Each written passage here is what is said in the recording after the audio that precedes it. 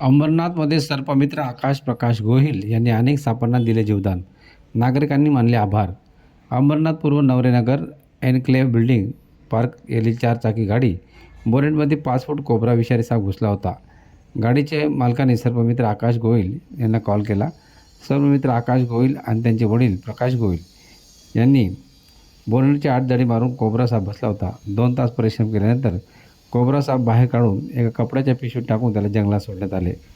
दरम्यान आज अंबरनाथ येथील पठारे पार्कमधील एका वसाहतीत कवड्या साप हा बिनविषारी साप आहे. हा पाली, सरडे, झुरळं खाण्यासाठी मानवी वस्तीजवळ येतो. साप रंगाने गडद तांबडा असतो. त्यावर पांढऱ्या रंगाच्या आडव्या पट्ट्या असतात. त्यामुळे कवड्याची माळ घातल्याप्रमाणे भासते.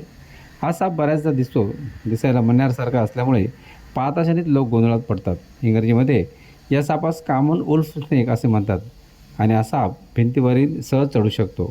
हा साप पालीला आकर्षित करण्यासाठी त्याची शेपटी हलवतो. जणू एखादा कीटक आहे. पाल जेव्हा त्याला खाण्यासाठी येते तेव्हा तो पालीला आपले भक्ष्य बनवतो. सध्या पावसाळ्याच्या दिवसांमध्ये सापाचे प्रमाण जास्त दिसते, कारण भक्ष्य शोधण्यासाठी ते मानवी वस्तीत येतात. Bureau report, Dombivli fast, Ambernath.